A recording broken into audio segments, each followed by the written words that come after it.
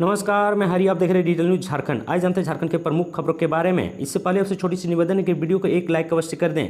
झारखंड की खनन सचिव पूजा सिंघल को मनी लॉन्ड्रिंग केस में ईडी ने किया गिरफ्तार। आपको बता दें कि पूजा सिंघल को ईडी की लंबी पूछताछ के बाद किया गया गिरफ्तार। सूत्रों का दावा, सिंघल ईडी के सवालों का जवाब देने में कर रही थी टामाटोल। आपको बता दें झारखंड की खनन सचिव पूजा सिंघल को मनरेगा फंड के कथित गबन और अन्य आरोपों से जुड़ी मनी लॉन्ड्रिंग जांच के सिलसिले में ईडी ने कर लिया गिरफ्तार। आपको बता दूं कि परिवर्तनशील निदेशालय ने इससे पहले आईएएस पूजा सिंघल से इस मामले में पूछताछ की थी और लंबी पूछताछ के बाद उन्हें बुधवार को गिरफ्तार कर लिया है। बता दो कि सूत्रों का दावा है कि सिंघल जवाब देने में टमाटोल कर रही थी, जिसके चलते उन्हें गिरफ्तार किया गया है। निदेशालय उसकी हिरासत के लिए उन्हें यहां एक स्थानीय अदालत के समक्ष पेश करेगी। आधिकारिक पूर्वाह्न करीब 10:40 पर रांची हिंदू इलाके में एजेंसी के क्षेत्रीय कार्यालय पहुंचे। वहीं आपको यह भी बता दो कि बीते दिनों में मनी लॉन्ड्रिंग मामले में ईडी की टीम ने पूछताछ सिंघल के कई ठिकानों पर छापेमारी की थी। इस दौरान जांच अधिकारियों के हाथ कई अहम सुराग हाथ लगे थे। इस दौरान सीएम सुमन कुमार घर के करीब 17.5 करोड़ रुपए नकदी बरामद किए गए थे। आपको यह भी बता दूं कि इसके अलावा उसके दफ्तर में लगभग 30 लाख रुपए मिले थे, जबकि लगभग 1.25 करोड़ की राशि अन्य ठिकानों से बरामद की गई थी। इस तरह ईडी की अब तक इस मामला में 19.31 करोड़ रुपए की बरामदी की थी। वहीं अगली बड़ी खबर की बात करूं तो हेमंत सोरेन ने कहा केंद्र को उसी तरह से जवाब देंगे जैसे यूक्रेन रूसी हमले का जवाब दे रहा है। आपको बता दें झारखंड के मुख्यमंत्री हेमंत सोरेन ने केंद्र सरकार पर लगाया राज्य सरकार के अस्थिर करने का आरोप। केंद्रीय जांच एजेंसियों के जरिए दिल्ली की सरकार राज्य सरकार को गिराने की साजिश रच रही है। केंद्र को उसी तरह से जवाब देंगे जैसे यूक्रेन रूस के हमले में जवाब दे रहा है। आपको यह भी बता दूं कि झारखंड के मुख्यमंत्री हेमंत सोरेन ने केंद्र सरकार पर आरोप लगाया है कि वह केंद्रीय एजेंसियों के जरिए गैर भाजपा शासित राज्यों की सरकारों को अस्थिर करने का प्रयास कर रही है। आपको बता दूं कि मुख्यमंत्री हेमंत सोरेन ने बुधवार को राजधानी रांची में केंद्र पर हमला करते हुए कहा कि जिस तरह से रूस यूक्रेन पर कब्जा करने के लिए युद्ध कर रही है, ठीक उसी तरह केंद्र सरकार भी रूसी की तरह केंद्रीय एजेंसियों के माध्यम से लोकतांत्रिक तरीके से चुनी हुई राज्यों सरकारों पर हमले करवा रही है।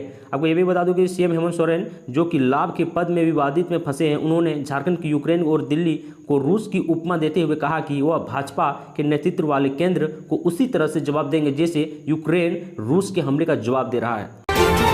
अगली बड़ी खबर की बात करूं तो जेल पहुंचते ही बेहोश हो गई आईएएस पूजा सिंघल। करवट बदलते कटी रात, ईडी को मिली 5 दिनों का रिमांड।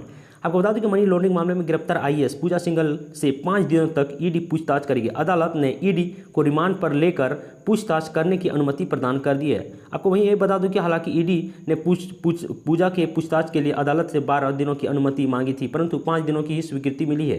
पूजा को रिमांड पर लेने के लिए ईडी की टीम आज गुरुवार 10 बजे रांची का होटवार स्थित बिरसा मुंडा केंद्रीय कारा पहुंचेगी। 5 दिनों तक पूछताछ के बाद पूजा सिंघल को 16 मई को फिर से अदालत के समक्ष प्रस्तुत किया जाएगा।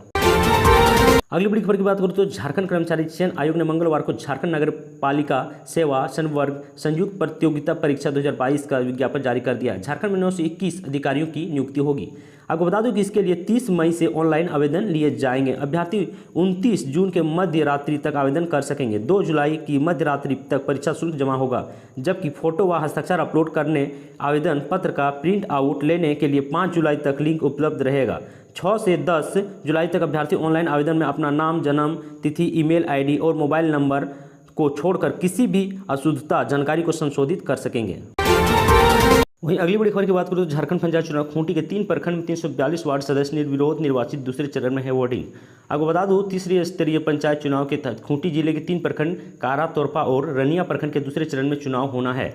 इसको लेकर प्रत्याशियों के बीच रेस बढ़ गई है। वहीं इन तीनों प्रखंड में काफ़ी संख्या में वार्ड सदस्य निर्विरोध निर्वाचित हुए हैं। वहीं कई पद रिक्त भी रह गए हैं। आपको बता दूं दूसरे चरण में पंचायत चुनाव में जिले के 3 प्रखंड वार्ड सदस्य के कुल 485 पदों पर चुनाव होने पे, जिसके लिए कुल 644 उम्मीदवार ने नामांकन किया था, जिसमें 28 के नामांकन अस्वीकृत किए गए हैं। वहीं नाम वापसी के बाद 609 उम्मीदवार शेष रह गए हैं। कुल वार्ड सदस्य के पदों में से 342 पदों पर सिर्फ एक उम्मीदवार ने नामांकन किया, जिसके कारण 342 वार्ड सदस्य निर्विरोध निर्वाचित हुए हैं। वहीं 25 पर एक भी नामांकन नहीं किया गया, जिसके कारण उक्त 25 पद रिक्त रह गए हैं।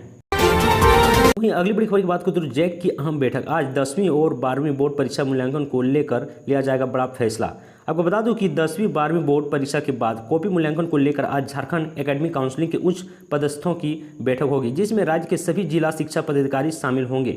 आपको यह भी बता दूं कि साथ ही कॉपी मूल्यांकन को लेकर विचार विमर्श करेंगे। हालांकि अब की बार पंचायत चुनाव को लेकर मूल्यांकन का कार्य प्रभावित होने की उम्मीद है।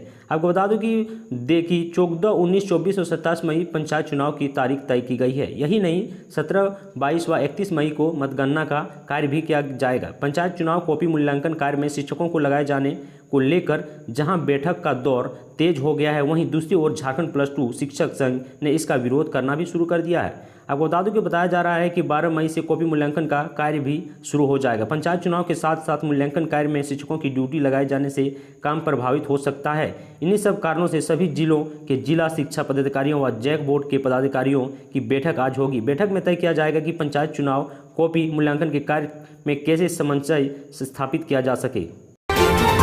वहीं अगली बड़ी खबर की बात करें तो मुख्यमंत्री हेमंत सोरेन सरकार का बड़ा फैसला, 19 प्रस्तावों पर मुहर। आपको बता दूं कि खनन पट्टा विवाद और आईएएस पूजा सिंघल से ईडी की पूछताछ को लेकर झारखंड में जारी राजनीतिक बाउंडर के बीच बुधवार को कैबिनेट की बैठक में मुख्यमंत्री हेमंत सोरेन की अध्यक्षता में कई अहम फैसले लिए गए हैं। आपको बता दूं सबसे बड़ा फैसला यह रहा कि राज्य के करीब 5 लाख विद्यार्थियों को सरकार की ओर से फ्री किताब और पोशाक दिया जाएगा। सरकार की ओर से यह लाभ झारखंड के सरकारी स्कूल में पढ़ने वाले कक्षा 9 से 12वीं तक के विद्यार्थियों को उपलब्ध कराया जाएगा। इससे गाँव में रहने वाले गरीब परिवारों को काफ़ी राहत मिलेगी। इतना ही नहीं, स्कूल जाने के प्रति विद्यार्थियों में रुझाना बढ़ेगा। आपको बता दूं कि कैबिनेट में जिन 19 प्रस्तावों में मंजूरी दी गई थी, उनमें दूसरा सबसे बड़ा प्रस्ताव यह है कि झारखंड राज्य वित्तीय आयोग पुनर्गठन करेगी। सरकार की इस पहल से ग्रामीण विकास का रफ्तार मिलेगी। लंबे समय में आयोग से पुनर्गठन की संभावना जताई जा रही है। अतंत कैबिनेट की ओर से इसे बुधवार को मंजूरी दे दी गई है। जानकारी के अनुसार आयोग का अध्यक्ष होगा तथा सदस्य सरकार मनोनीत करेगी। यह इन सभी कार्यालय 2 साल होगा। अगर इन दोनों वर्षों के दौरान किसी भी सदस्य की उम्र 65 वर्ष हो जाएगी तो उनका कार्यकाल समाप्त हो जाएगा। ऐसे ही अमेजिंग न्यूज जानने के लिए चैनल को सब्सक्राइब और वीडियो को लाइक अवश्य कर दें। आज के लिए इतना ही। जय हिंद, जय भारत, धन्यवाद।